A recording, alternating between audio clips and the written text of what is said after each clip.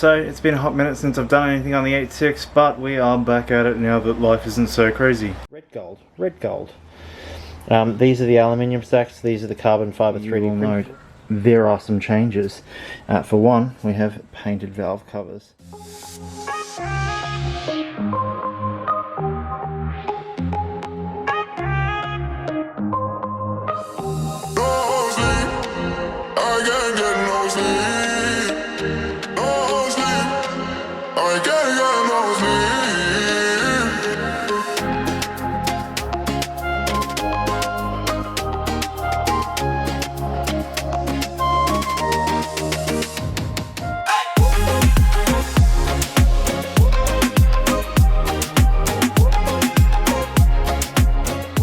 White line adjustable panhard rod, because when you start lowering these cars they start getting off-centered.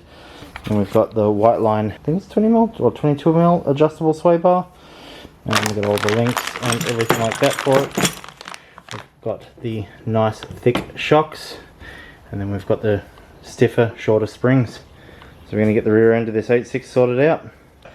This is going to be a complete guide on these 20 valve silver top ITBs and what we need to do to get them ready for 16 valve small port. Now, first things first, I have to take off all of these homemade, printed by me throttle bodies. So that's the trumpets all out of the way. As you can see, all the individual independent throttle bodies all turned by this little linkage here. So as you can see, sort of, let me tilt this up for you, they open and close. These are very cool, they sound amazing. They may or may not make the most power depending on how you look at it, but I think a lot of people don't explain or go into the depths of tuning these things. These have to be separated from the back half of this. The back half of this is the fuel rail, and it bolts up to the block there. On the 16 valves, I'll show you in a minute, they don't have the fuel rail and the injectors as part of their intake manifold. They have the injectors separate, they bolt directly to the head. You don't end up with this sort of an issue. So we're going to separate those out.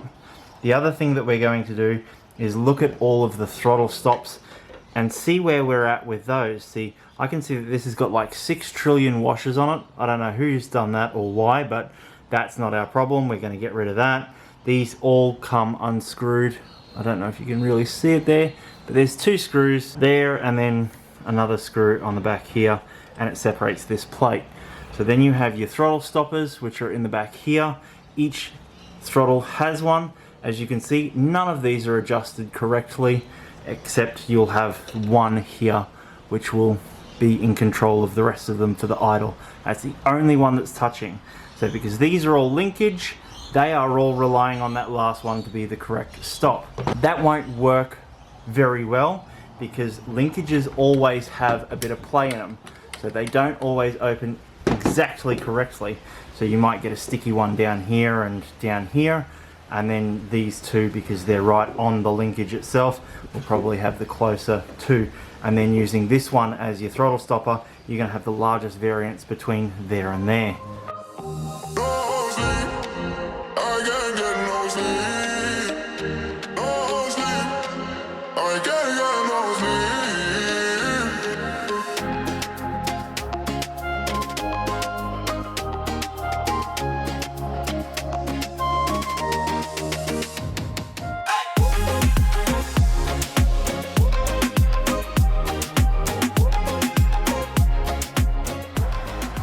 So now that we can see this up a bit more close and personal, you'll be able to see all of the little adjustments that you've got on this face here. So you've got your throttle stopper there, which as you can see, it's not, well, on this one it is actually stopping it. So the other ones it isn't. And then you've got these ones for the linkages. So you can tell it where it wants to be on this face. So it'll have a little fin there that points on it. And you just adjust this screw and adjusts the linkage to make the tension just that little bit better. Or you can make it worse and have this one opening way later than the others. Whatever's up to you, I guess. And then you've got in here, so you've got your butterfly valve, and it opens and closes, and it's all gunky. These will have little bypasses on it to allow for idle and such.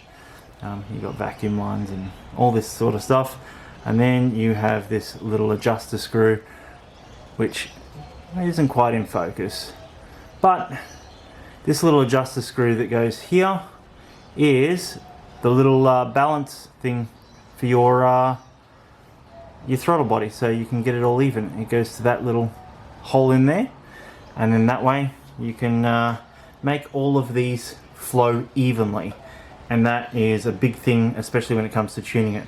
So I found a lot of places when they tune these sorts of vehicles, they don't have old bike carb tuning methods, so they don't tune the flow between your ITBs, and that's something that you want. Like you want your ITBs to flow the same amount of air, and that way you're getting the best possible across all of them. The tune works for every cylinder instead of ideally for one or two. In the middle one here, you can see that we have our linkage between the two of them. We just pop that off, and it's just a little clip, but again, these go together. You can see on the back side where the thing touches, and you can adjust that for different idles and so on and so forth. Alright, so our next little step in cleaning all of this up is we're going to separate this linkage like so. We're going to unbolt it here and here, and then we're going to get this all cleaned up nice and good.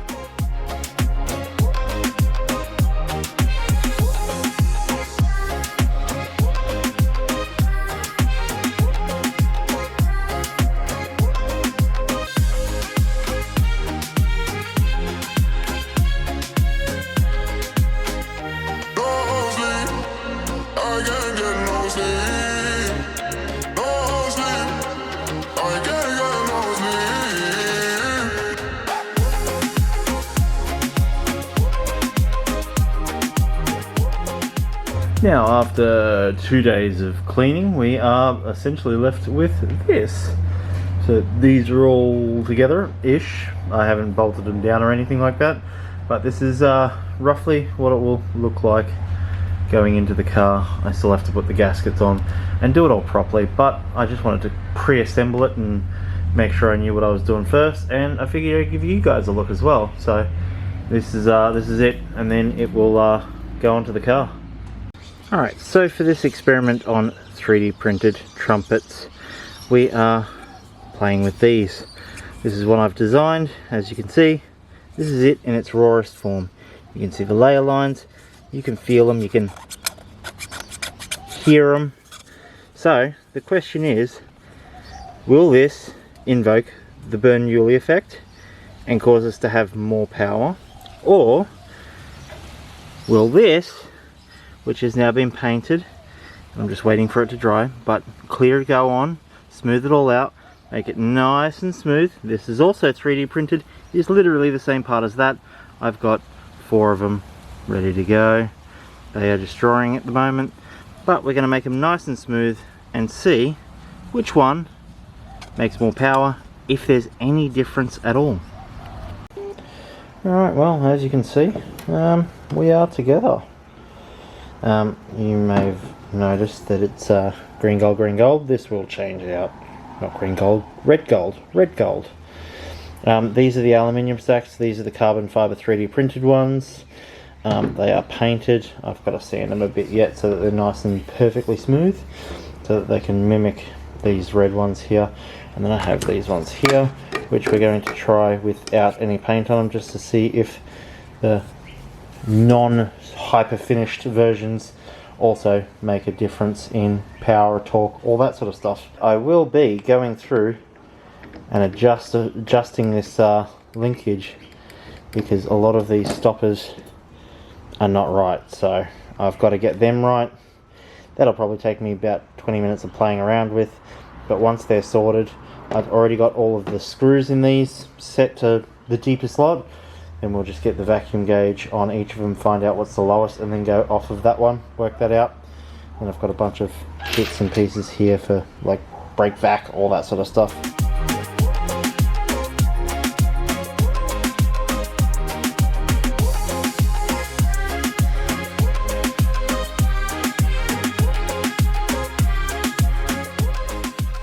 So as we can see, we've got a bunch of work here to do. I've got to change this distributor out, so I'm going to have to make sure it's all timed correctly before I pull that out. Also got to pull that alternator, change that. We are going to get stuck into it. Now that alternator is going to be changed, just like, and done. However, you will notice that there's no belt on there. That is because I now have to get a larger belt, as this is on a different offset. So, get a new belt, put that on. Let's do this distributor next. I have to cut this wiring and make the new one work. Alright, so it's not the prettiest job. It is very temporary, only until I can get that other distributor in there. However, it should give me enough that I can crank it, and that should spark. And if I've got spark, that means we are good to go. I've just got to get the TPS and a new belt for that alternator. Alright, well, that didn't work. We have continuity all the way through to the ECU. Something is going on there, I'm not entirely sure. While we work that out, we're going to do the rear coilover conversion properly, and then some sway bar stuff, which is these items here. Alright, so this fitment is nice. I mean, it's in the air, but this fitment is nice. What we're trying to stop is this droop. Look at it go. This keeps going. This keeps going. We're going to get rid of a lot of that.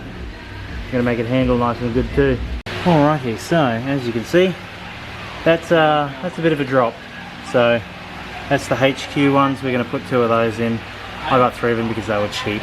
So we also currently have the sway bar out because we're putting the big one in. Alright, so we're not all nipped up yet, but as you can see, that is the HQ Monaro shock absorber. We have the BC coilover, then we've got the weight line sway bar. Alright, so sway bar in, springs in, shocks in. Got the Panhard rod in there. This is all bolted in. This is its now droop height. Let me put the wheel on. Alright, now as you can see, we still have some gap there. However, it is not nearly touching the ground anymore. So we still have heaps of clearance under there. This hasn't gone up any further. This is exactly as I jacked it up before. That was only just clearing the ground, and we had a bigger gap there. So let's get this off the stands and see how low it gets. Well, as you can see here, she officially is cool. Barely fits card in there.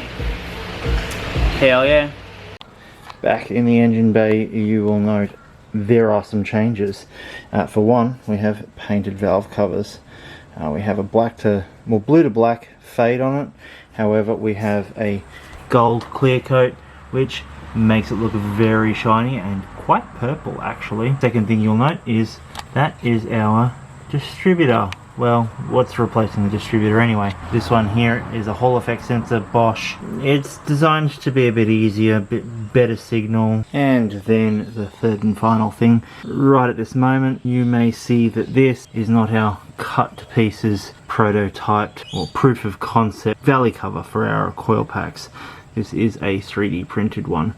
It's pretty much the end product. I just don't have the dowels to put in here for the bolts, so I've got to get them, bolt that down, and she is good to go.